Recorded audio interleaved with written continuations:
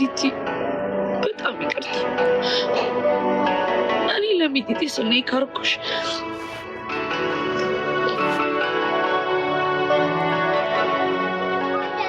ጉዴ ፈላ እና ተለይ ነው ማቶጂ እንዴ አንቺ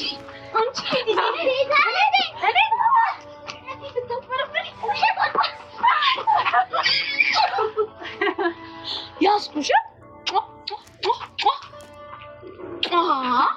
ከቤት ጋር ስትጫወቱ አላችሁ። እኔ ልብስ አጥቤ እስክመጣ አንደኛ ዛሬ ላይ እንግዲህ የቹችሻና የቤዚ ስቃይ እንደቀጠለ ነው ማለት ነው።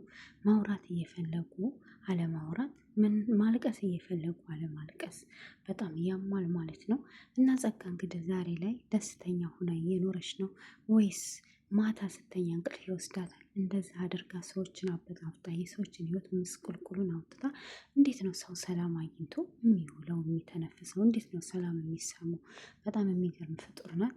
ስለዚህ ይብቃ፣ ስቃዩ ይብቃቸው። ቹችሻና ይበቃል ማለት ነው። ሰላም ሰላም፣ ጤና ይስጥልኝ የቻናል ቤተሰቦች፣ እንኳን ደህና መጣችሁ። ዛሬ እንግዲህ አፍላ ፍቅርን ምዕራፍ 6 ቀጣዩን ክፍል ይዤላችሁ መጥቻለሁ። ዛሬ ክፍል ላይ ምን ተፈጠረ የሚለውን በዝርዝር እናያለን ማለት ነው። እስከ ቪዲዮ ፍጻሜ ድረስ አብራችሁ ይቆዩ። ላይክ፣ ሰብስክራይብ፣ ሸር የማድረጉን እንዳትረሱ ማለት ነው። እንግዲህ አፍላ ፍቅር ዛሬ ላይ ምን ላይ አለ፣ የነ ቹችሻ ያሬዱስ የት ገባ የሚለው እንግዲህ አብረን እናያለን ማለት ነው። እንግዲህ ያሬድ የት ነው? ዛሬ ላይ ካናዳ ገብቷል ማለት ነው። ቹችሻና ቤዚቲ እንግዲህ ትምህርት ቤት በር ላይ ተገናኝተው ነበር። ነገር ግን እንባዋን እያዘራ ቹችሻ አምጥታት ሂዳለች። ቤዚቲ ለማውራት እየታገለች እያለ ልታወራት አልቻለችም። ከክላስም ተቀምጠው እንግዲህ ቤዚቲ እያየቻት ነው።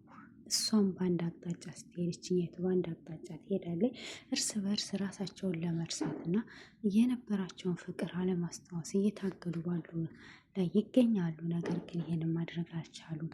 እናም እንግዲህ ቹችሻም እንግዲህ ቤዚቲ ይቅርታ አድርጊልኝ፣ የከዳሁሽ ለሚጣ ብዬ እንጂ ለብር ብዬ አይደለም፣ ትረጅኛለሽ ብዬ ተስፋ አለኝ። በጣም ይቅርታ፣ አዝናለሁ። ለጓደኝነታችን ዋጋ አልከፈልኩም። ለእናቴ ልጅ ልብስ አጥቤ ላሳደግኳት ልጅ እሷን መርጫለሁ እያለች ብቻዋን እንግዲህ ቁጭ ብላ ስታነባ አይተናል ማለት ነው። ቤዚቲም እንግዲህ በዙ ትምህርት ቤት ውስጥ ሆና ቹቻ እንደማትከዳኝ ውስጥ ይነግረኛል፣ ግን ለምንድን ነው በብር የከዳሽ ብላ ስትላት እንግዲህ ደረሰኙም አለ መኮንን ብር ሰጥቶኝ ነው የከዳሁሽ፣ በብር ነው የቀየርኩሽ ስትላት በፍጹም ይሄንን ላምን አልችልም፣ ውሸት ነው፣ ውስጤ ሊቀበለው የማይችል ነገር ነው እና መቼም ቢሆን አንቺ እንደማትከጂኝ ውስጤ ያውቀዋል፣ እባክሽን እውነቱን ንገሪኝና ሰላም ልሆን ብላታለች። እሷም እንግዲህ ከዚህ በላይ ምንም ልነግርሽ አልችልም፣ ይሄ ነው እውነታው እና እኔ ከድቼሻለሁ፣ ለገንዘብ ብዬ ሽጬሻለሁ። ስለ አንቺና ስለ ያሬዱ መልእክት ሳቀብል የነበርኩት እኔ ነኝ። እናም ቤዚቲ በጣም ይቅርታ ብላታለች። እሷም እንግዲህ ይህን ነገር ስለማላምንሽ መቼም ቢሆን ነገር ግን አንድ ቀን እውነታውን እደርስበታለሁ ብላ እያለቀሰች ትታት ትሄዳለች። ቤዚቲ እዚህ ላይ ትክክል ስራ ሰርታለች። ምክንያቱም ቹቻ ለገንዘብ ብላ እንደማትከዳት በጓደኝነታቸው ጠንቅቃ ታውቃታለች። ቹቻ ለማንም ይሁን ለምንም ለገንዘብ የማትበገር ልጅ ናት በነገራችን ላይ እና ይሄ ነገር ደግሞ መቼም ቢሆን ሰላም ሊሰጣት አይችልም። ቹቻም እንግዲህ ያው በጣም ይቅርታ እያለ ብቻዋን ራሷን በራሷ ይቅርታ እየጠየቀች ትገኛለች እና ምን አለ እዚህ ጋ በጣም ከባድ ነው። እውነታን ብትናገር እህቷን ታጣለች። ለምን መኮንንና ጸጋ አስጠንቅቀዋታል። ለቤዛ እውነቱን ከተናገረች መቼም ቢሆን እህቷን እንደማታያት ስላስጠነቀቋት እሷም እውነታውን ደብቃ ተቀምጣለች ማለት ነው። እንግዲህ ደግሞ እስኪ ወደ ትምህርት ቤቱ አለም ስንሄድ እርስ መምህሩ እንግዲህ ቤዚቲን ጠርቶ አናግሯት ነበረ። ምንድነው ያላት? ለምንድነው ያሬድ ያልመጣው?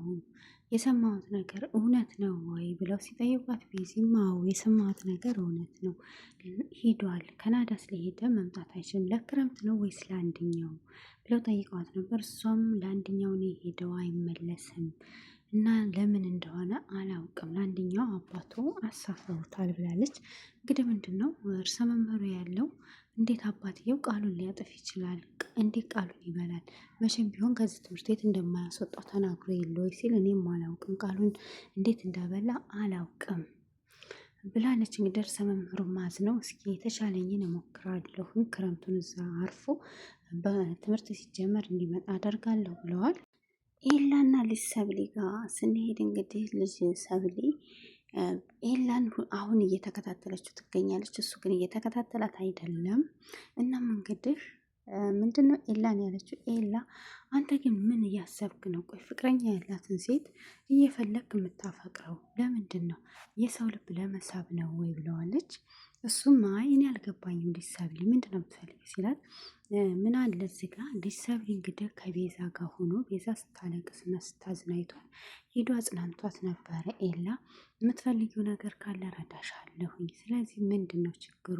እስኪ ያለውን ነገር አስረጅኝ እያለ ሲላት ስላየች ያንን ጠርጥራለች። እሷና ምንድን ነው የምትፈልገው ስትለው አልገባኝም፣ ከቤዛ ጋር ቅድም አይቼ ነበረ እና ያወራችሁትን ሰምቻለሁ። ቆይ አንተ እንደዚህ ታደርጋለህ? ቆይ ቅናት ነው ወይስ ምንድን ነው ሲላት፣ እሷ አይኔ አልቀናም ድንቄም ቀናች። ስለዚህ ፍቅረኛ የሌላቸውን ሴቶች ለምን አታጠምድም? እባክህን እንደዚህ አይነት ነገር አታደርግ ብለዋለች። እሱም እንግዲህ ምንም ስህተት አልሰራሁም፣ ስህተት የሰራው መስሎ ከታየሽ ተሳስተሻል እና እኔ ላጽናናት እንጂ ፍቅረኛ እንድትሆን አልፈልግም ብሎ መልስ ሰጥቷት ተናዳ ትታው ሄዳለች። መሲም እንግዲህ መታ ናታንን ስታመሰግነው ነበረ።